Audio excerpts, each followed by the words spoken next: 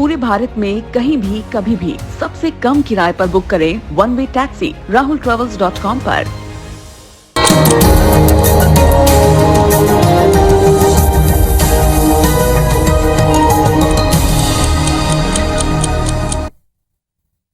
तो एक बार फिर से आप सभी का साथ की बड़ी बात में स्वागत है। बुलेटिन की शुरुआत करेंगे बड़ी खबर के साथ। इस वक्त बड़ी खबर आपको बुरहानपुर से बता दें, जहां गणेश जुलूस पर पथराव के बाद हालात बिगड़े हुए हैं। इलाके में प्रशासन पूरी तरह से अलर्ट मोड पर है। पथराव में जो 7 लोग शामिल थे उन्हें गिरफ्तार कर लिया गया और इसके बाद पुलिस प्रशासन ने इलाके में शांति व्यवस्था को बहाल करने के लिए फ्लैग मार्च भी निकाला है। इसके साथ ही लोगों से भी शांति बनाए रखने की अपील की है। एसपी, एएसपी, सीएसपी समेत थाना प्रभारी वहां पर मौजूद रहे।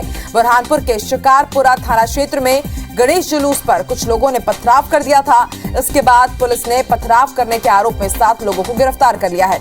इस घटना के बाद पुलिस अलर्ट पर है। शांति व्यवस्था बनाए रखने के लिए पुलिस प्रशासन ने गुरुवार शाम शहर के विभिन्न क्षेत्रों में फ्लैग मार्च निकाला। इसमें पुलिस के अलावा अतिरिक्त बल के साथ SP Rahul Kumar Lodha, additional SP SS Kanesh, CSP Brijesh Shrivastava सहित समस्त थाना के प्रभारी भी मौजूद रहे।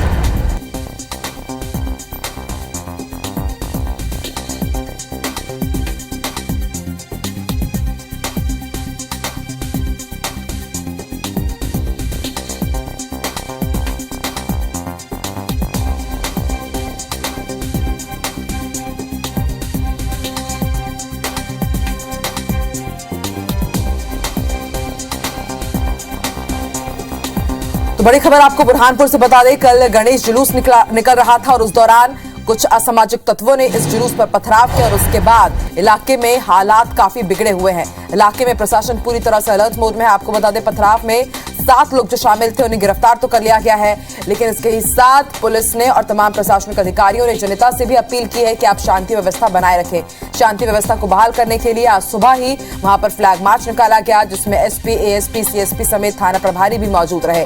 आपको बता दें, पूरा मामला शिकारपुरा थाना क्षेत्र में गणेश जुलूस के दौरान हुआ।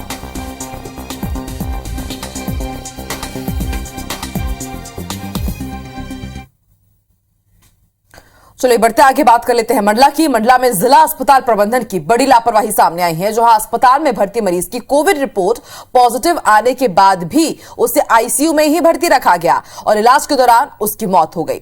जब कोविड पॉजिटिव मरीज की मौत हुई तो बवाल मचा। आनन फानन में अस्पताल प्रबंधन ने पूरे आईसीयू को खाली कराया और सभी मरीजों को दूसरे वार्ड में शिफ्ट किया। 24 अगस्त को गंभीर हालत में बीजानाडी इलाके के एक मरीज को अस्पताल लाया गया और आईसीयू में भर्ती करने के बाद उसका इलाज चलता रहा। 30 अगस्त को उसकी कोरोना रिपोर्ट पॉजिटिव आई, लेकिन उसके बाद भी उसे आईसीयू से कोरोना वार्ड में शिफ्ट नहीं किया गया। मरीज के भर्ती रहने के दौरान वहां भर्ती दूसरे मरीज और उनके परिजन के अलावा अस्पताल के स्टाफ और डॉक्टर लगातार वहां आना जाना करते रहे, जिससे अब अन्य लोगों को भी कोविड से इन्फेक्टेड होने का खतरा है। सीएमएचओ का कहना है कि मामले की जांच की जाएगी।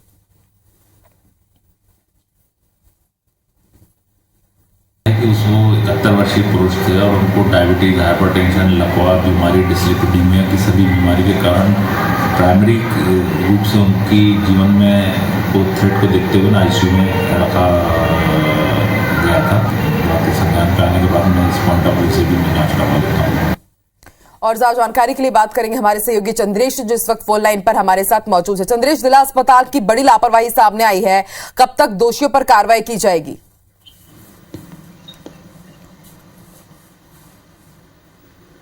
आप सुन पा रहे हैं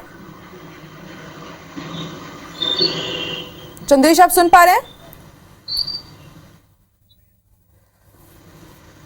इंद्रेश, आप सुन पा रहे हैं? चलिए फिर से इनसे बात करने की कोशिश करेंगे। तो इस वक्त की बड़ी खबर आपको मंडला से बता दें, जहां पर जिला अस्पताल की बड़ी लापरवाही सामने आई है। मरीज को कोविड वार्ड में शिफ्ट नहीं किया गया, उसकी आईसीयू में ही मौत हो गई और करीब 2 दिन तक उसका वहीं पर इलाज चलता रहा, जबकि जिला प्रबंधन को पहले ही पता चल गया था कि इस मरीज की जो रिपोर्ट है वो कोविड पॉजिटिव आई है। और जब उसकी मौत के बाद बवाल बचा, फिर आनन फानन में अस्पताल प्रबंधन ने पूरे आईसीयू को खाली कराया। और ज्यादा जानकारी के लिए एक बार फिर से बात करने की कोशिश करेंगे हमारे सहयोगी इंद्रेश। इंद्रेश, आप सुन पा रहे हैं?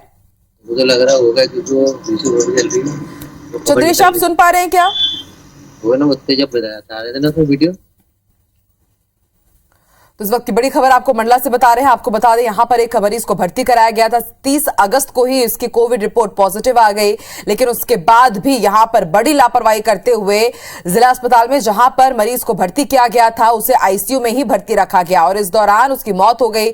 जब मरीज की मौत हुई उसके बाद बवाल मचा और उस दौरान तक, जब तक उस युवक की कोविड रिपोर्ट पॉजिटिव थी, उसके बाद भी अस्पताल प्रबंधन, दूसरे मरीजों के परिजन उसी वार्ड में घूमते फिरते रहे, उनका आना जाना वहां पर लगा रहा और अब आखिरकार 24 घंटे के लिए आईसीयू को बंद कर दिया गया है और वहां पर एक सूचना भी चस्पा कर दी गई है कि फिलहाल यहां पर फॉगिंग की जा रही है। आपको बता दें, इस मरीज की 30 अगस्त को कोरोना रिपोर्ट पॉजिटिव आई थी, फिर भी उसे आईसीयू से कोरोना वार्ड में शिफ्ट नहीं किया गया।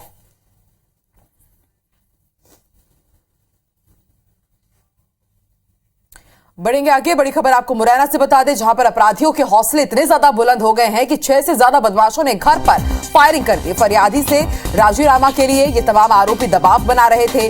2 दिन पहले युवक के साथ मारपीट की थी और पुलिस ने फायरिंग का एफआईआर दर्ज नहीं किया है। एसपी दफ्तर पहुंचने के बाद फरियादी पक्ष के लोग अब पूरी कार्रवाई करने की मांग कर रहे हैं। आपको बता दें, civil line new housing board colony की यह घटना है और ज्यादा जानकारी के लिए बात करेंगे हमारे सहयोगी सत्येंद्र से। सत्येंद्र, क्या कुछ अपडेट इस पूरी खबर पर? सत्येंद्र, आप सुन पा रहे हैं? वो कहीं ना कहीं बुलंद होते नजर आ रहे हैं और बेखौफ होकर अपराधी लगातार फायरिंग, लूट, डकैती जैसी घटनाएं वो लगातार सामने आ रही हैं। साफ तौर से देखा जाए तो सिविल लाइन थाना इलाके में अभिषेक यादव नामक युवक है, जिसकी मारपीट नेशनल हाईवे पेट्रोल पंप के पास कुछ 6-7 लोगों ने की थी, जिस पर उसने सिविल लाइन थाने में पहुंचकर मामला दर्ज कराया था। उसके राजीनामा का दबाव बना रहे आरोपियों ने उसके घर पर आकर पहले तो टेरर दिया और उसको चमकाने का प्रयास किया। उसके बाद जब वो नहीं माना तो देर रात उसके घर पर आकर ताबड़तोड़ गोलियां चलाई और राजीनामा का दबाव बना रहे। हालांकि पुलिस जब पुलिस थाना सिविल लाइन में पहुंचा फरियादी, तो उसकी कोई सुनवाई न होती हुई तो परिजनों के साथ पुलिस अधीक्षक से गुहार लगाई है। हालांकि अभी तक पुलिस ने इस पूरे घटना के बाद भी कार्रवाई नहीं की। जिस स्पष्ट सीसीटीवी जो फुटेज है उन पर स्पष्ट दिख रहा है कि 3 बाइक सवार है, 3 बाइकों पर अपराधी बैठकर आ रहे हैं, उनके हाथों में हथियार है, वो सब स्पष्ट दिख रहा है। उसके बाद भी पुलिस कार्रवाई नहीं कर रही है। ये भी कहीं ना कहीं बड़े सवाल खड़े कर रही है कि यह अपराधियों को कितना बेखौफ छोड़ रखा है, अपराधियों पर कार्रवाई क्यों नहीं हो रही है। लगातार लूट जैसी घटनाएं हो रही हैं, यही लोग चाहे घरों में फायरिंग करने वाले हों या लगातार जिस तरीके से फायरिंग, हाल ही में भाजपा नेता पर भी फायरिंग की गई, उसके भी आरोप। बिल्कुल सत्येंद्र, इन तस्वीरों को देख करके ऐसा लग रहा है मानो कोई फिल्मी सीन चल रहा हो, शूटिंग चल रही हो और जो फरियादी भाग रहा है उसके पीछे किस तरह से लोग बिल्कुल फायरिंग करने के लिए पीछे पहुंच रहे हैं। क्या पुलिस के भी यहाँ पर रवैये पर सवाल खड़े नहीं होते? किस तरह के सीसीटीवी फुटेज सामने आया उसके बाद भी कार्रवाई नहीं की जा रही है, एफआईआर दर्ज नहीं हो रहा है? बिल्कुल, अगर पब्लिक की बात की जाए तो पब्लिक में कहीं ना कहीं पुलिस के प्रति धीरे धीरे आक्रोश नजर आता दिख रहा है और अपराधी जो कहीं ना कहीं स्पष्ट है, जिस तरीके से जो फरियादी है वो बकता नजर आ रहा है, बाइक सवार है, वो उस पर फायरिंग करते वो बचाव में इधर उधर भी बजाए और लेकिन जो बाइक सवार है पूरी तरह से पूरी तैयारी के साथ आए थे और सभी लोग हथियारों से लैस थे और जिस तरीके से उन्होंने फायरिंग की है, तो जिस पर फायरिंग की है वहां तो माहौल दहशत का रहता ही रहता है, लेकिन आसपास का जो मोहल्ला है, आसपास का जो क्षेत्र है, उसमें भी कहीं ना कहीं लोगों में दहशत में आ जाते हैं कि जिस तरीके से पुलिस का जो खौफ है वो कहीं ना कहीं खत्म होता नजर आ रहा है। या तो पुलिस अपराधियों पर कार्रवाई करना शुरू कर दे या फिर क्या कहते हैं, इन लोगों में भय पैदा करे, लेकिन ना ही पुलिस अपराधियों पर कार्रवाई करती है। तो इससे ये अंदाजा लगाया जा सकता है कि या तो पुलिस अपराधियों के साथ सत्येंद्र, बेहद गंभीर मामला, पहले मारपीट करते हैं और फिर राजीनामा करने के लिए फायरिंग कर रहे हैं। बताइए, हद ही हो गई है। तो शुक्रिया अपनी जानकारी के लिए। और अब बात करते हैं रायपुर की, जहां पर फर्जी ऑफिसर की खबर आई है सामने। जी हां, खुद को क्राइम ब्रांच का अधिकारी बताकर लूट करने वाले 2 अंतर्राज्यीय लुटेरों के साथ कुल 4 आरोपियों को रायपुर पुलिस ने गिरफ्तार किया है। सिविल कॉन्ट्रैक्टर रिजवान अली और उसके भाई इजहार अली के बैग की तलाशी लेने के बहाने बैग में रखे 25,000 रुपए नकदी की लूट हुई थी। पुलिस ने आरोपियों ने खुद को क्राइम ब्रांच का अफसर बताते हुए तलाशी का नाटक किया था। इसके अलावा शहर में हुई अन्य लूट को लेकर गुड़ियारी पुलिस समेत साइबर सेल की टीम ने जांच शुरू की, जिसके बाद उर्ला के सरोरा निवासी उपेंद्र यादव, विक्की साहू के अलावा यूपी के बदायूं निवासी आबिद हुसैन और उसके साथ मुकीम खान को गिरफ्तार किया गया है। पकड़े गए लुटेरों से पुलिस ने नकदी के अलावा वारदात में इस्तेमाल 25,000 रुपए नकद भी जब्त किए हैं।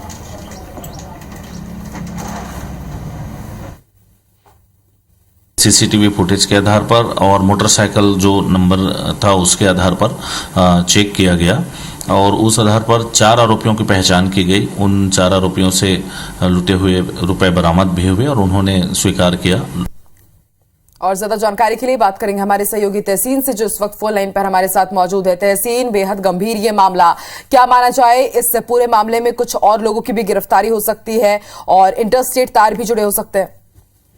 देखिए, जिस तरीके से क्राइम ब्रांच का अधिकारी बताकर ये 2 बाइकों पे ये 4 युवक वहाँ पहुंचे हैं और ये सिविल कॉन्ट्रैक्टर है जो प्रार्थी रिजवान अली और उसका जो भाई है इजहार, वो अपने काम से रायपुर आए थे और गोगांव में उतरे थे और तभी ये पीछे से आए और पीछे से आने के बाद इन्होंने अपना क्राइम ब्रांच वाला बताया है और आके जो बैग की तलाशी ली है तो 25,000 रुपए उसमें रखे हुए थे और लेके लूट कर फरार हो गए।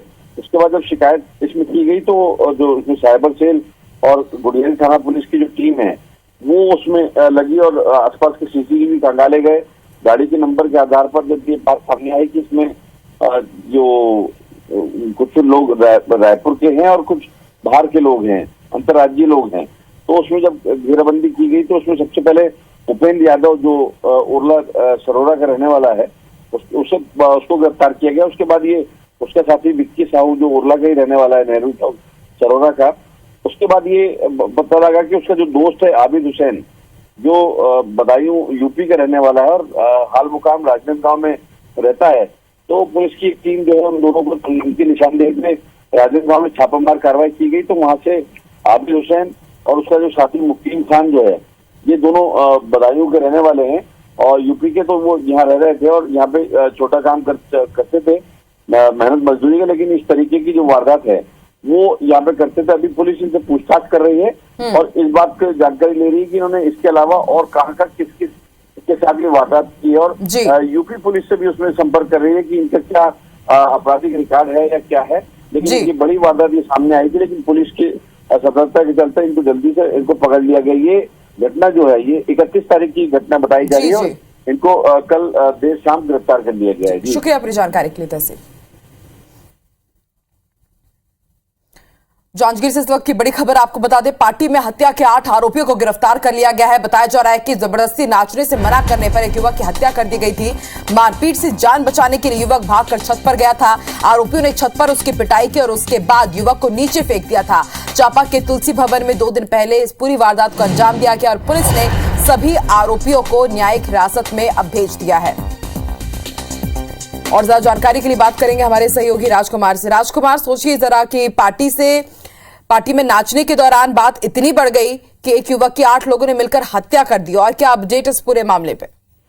देखिए आकांक्षा, ये काफी बड़ी घटना है जिसके बाद से चांपा में काफी आक्रोश दिखा है और सबसे बड़ी बात यह है कि ये घटना चांपा थाना क्षेत्र से कुछ ही दूरी पर ये घटना हुई है, जिसके बाद से काफी ज्यादा तनाव रहा है चांपा में। और इस घटना में जो मृतक युवक है कलेश्वर देवांगन, इसने छत्तीसगढ़ी नाच गाना का ये कार्यक्रम किया था। इसी दौरान 2 युवक पहुंचे थे जिसमें सिवनी गांव के किरण सारथी, मनीष सारथी, इन दोनों युवकों ने नाचने की बात कही। तब कलेश्वर देवांगन ने मना किया था और उस मना करने के बाद से ये जो दोनों युवक थे इतने आक्रोशित हुए कि जिसके बाद से इन युवकों ने अपने जो अन्य साथी है जांजगीर से सतीश उर्फ बाटा और समेत सारा गांव के 2-3 युवक और चांपा के युवकों को बुलाया गया और उसके बाद से इन 8 आरोपियों ने मिलकर के सबसे पहले उस युवक की बेदम पिटाई की और जब युवक ने अपनी जान बचाने के लिए वो छत पे चढ़ा और उसके बाद से ये जो बदमाश है वो भी छत पे चढ़े और वहां से इस युवक को वहां करीब 20 फीट नीचे फेंक दिया, जिसके बाद से ये युवक काफी गंभीर रूप से घायल हुआ। कलेश्वर देवांगन को जब बिलासपुर ले जाया जा रहा था तो उसकी मौत हुई। इस घटना के बाद से जिस तरह से चांपा में प्रतिक्रिया रही, लोगों ने काफी आक्रोश व्यक्त किया, क्योंकि आकांक्षा ये ऐसी घटना थी जो चांपा में पहले कहीं नहीं हुई, जिले में पहले कहीं नहीं हुई और लोगों ने इस बात को लेकर आक्रोश जताया कि चांपा या जांजगीर चांपा जिले में गुंडागर्दी बढ़ रही है। और खास करके लोगों ने इस बात को लेकर के भी आक्रोश जताया कि ये घटना चांपा से थाना से कुछ ही दूरी पे ये पूरी घटना हुई है। और सबसे बड़ी बात रही कि पुलिस ने ठीक शाम को गश्त एक तरह से वहां पे एक फ्लैग मार्च किया हुआ था और जो 30 त्योहारों को लेकर के लोगों को ये बताने की कोशिश की थी कि पुलिस अलर्ट है। बिल्कुल राजकुमार, इस गंभीर मामले के सामने आने के बाद कई तरह के यहाँ पर सवाल भी खड़े हो रहे हैं। शुक्रिया अपनी जानकारी के लिए।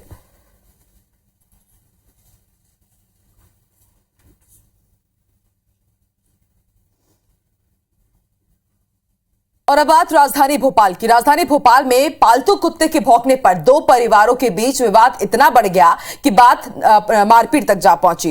इस खूनी संघर्ष में पति पत्नी को सिर पर गंभीर चोट आई है। आरोपी और पीड़ित ममेरे भाई हैं और कुत्ते के भौंकने को लेकर विवाद इतना बड़ा कि आरोपी लोहे की रॉड से हमला करने के लिए पहुंच गया। घटना का सीसीटीवी फुटेज भी सामने आया है। तो तस्वीर आप देख सकते हैं, आपस में ये लोग झगड़ रहे हैं और झगड़ने की जो वजह है वो कुत्ते का भौंकना है। लोहे की रॉड से पति पत्नी पर वार किया गया और आपस में लड़ने वाले लोग भी रिश्तेदार ही है। ममेरे भाई ने ही दंपति के ऊपर हमला कर दिया। तस्वीरें आप देख सकते हैं, गंभीर रूप से घायल हुए हैं इसमें एक दंपति। देखिए किस तरह से युवक लोहे की रॉड से ताबड़तोड़ वार कर रहा है यहां पर, और इसके बाद ये पूरी घटना सीसीटीवी में कैद हो गई है।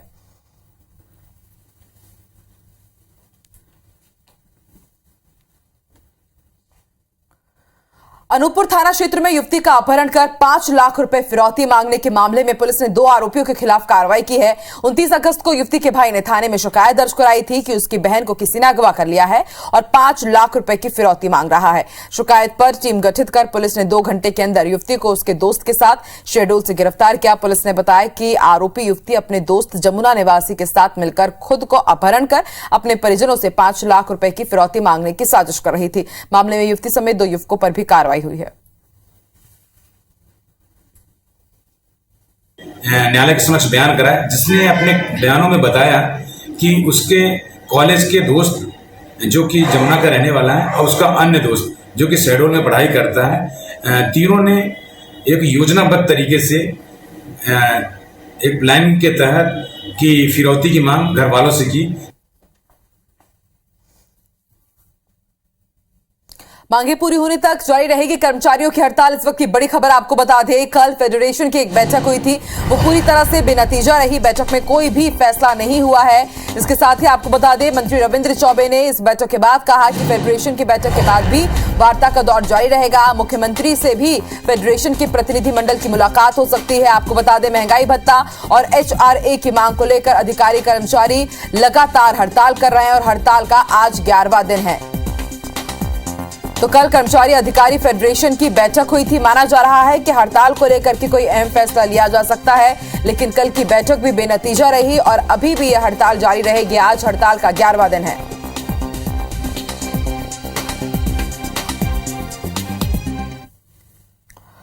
महंगाई के मुद्दे को लेकर दिल्ली में 4 सितंबर को महारैली होने जा रही है और इसमें शामिल होने के लिए छत्तीसगढ़ से कांग्रेस के सैकड़ों कार्यकर्ता आज शाम 6 बजे स्पेशल ट्रेन से रवाना होंगे। प्रदेश कांग्रेस अध्यक्ष मोहन मरकाम इस ट्रेन को हरी झंडी दिखाएंगे। मोहन मरकाम ने बताया कि महंगाई से आज देश की जनता परेशान है।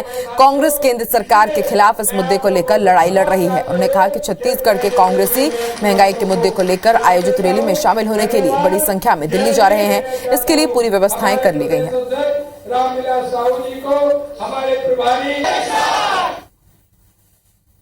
स्पेशल ट्रेन से छत्तीसगढ़ से 2000 से अधिक ट्रेन में जाएंगे और अन्य साधनों से लगभग 1000 जाएंगे। लगभग 3000 छत्तीसगढ़ से जो महंगाई रैली में जो रामलीला मैदान में हल्ला बोल कार्यक्रम में भाग लेंगे और केंद्र सरकार को जगाने का प्रयास करेंगे कि पिछले 3 दिनों से झारखंड महागठबंधन के विधायक रायपुर के एक होटल में रुके हुए हैं। इन विधायकों ने केंद्र सरकार पर आरोप लगाते हुए कहा कि हमारी संख्या है, इसके बावजूद अस्थिर करने की कोशिश हो रही है। झारखंड कांग्रेस के प्रदेश अध्यक्ष राजेश ठाकुर, विधायक दीपिका पांडे, भूषण बाड़ा, JMM के विधायक सुदीव्य सोनू, स्टीफन मनांडी ने मीडिया के सामने आकर कहा कि आज हम अपनी जनता की खुशियों और तकलीफों में शामिल नहीं हो पा रहे हैं। विधायकों ने झारखंड की हेमंत सोरेन सरकार की ओर से लिए गए फैसलों का जिक्र करते हुए कहा कि राज्य की खुशहाली के लिए जो काम किए जाते हैं वो आज हो रहे हैं। वहां भाजपा की और ओर से दारू मुर्गा पार्टी का आरोप लगाए जाने पर उन्होंने कहा कि यह सवाल असम में, झारखंड में होना था।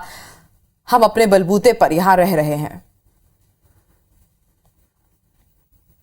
हमारी सरकार पूरी मजबूती से कैबिनेट में झारखंड के हितकारी फैसले ले रही है और सरकार अपना काम कर रही है। जब महाराष्ट्र के लोगों को आप तमाशा बना रहे थे, हम लोग यहाँ अपने प्राइवेसी में अपनी कुवत पे रहने वाले विधायक हैं। हमें किसी तरह के पैसे खर्च कराने की जरूरत नहीं है। MLA हैं हम लोग, तो निश्चित रूप से अपने खर्चे पर सब यहाँ पर सुरक्षित होने के लिए, सुरक्षित रहने के लिए, एकजुटता के लिए हम लोग यहाँ पर खड़े हुए हैं।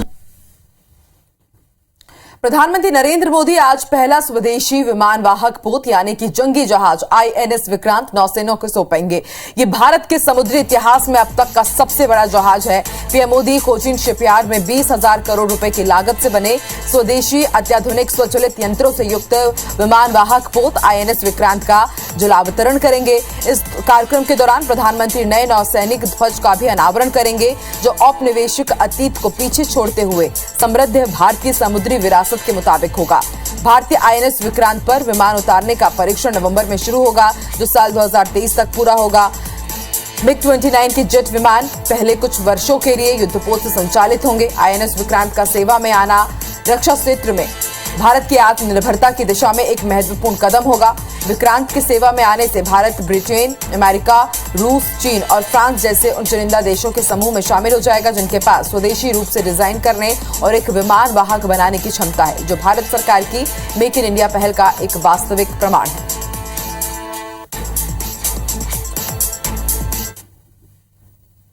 और इसी के साथ की बड़ी बात में फिलहाल इतना ही। देश और दुनिया की तमाम बड़ी खबरों के लिए आप लगातार IBC 24 देखते रहिए और आगे देखिए छत्तीसगढ़ी भाषा का खास बुलेटिन हमर बानी हमर गोत। मेरी सहयोगी अमृता शर्मा के साथ मुझे दीजिए इजाजत। नमस्कार।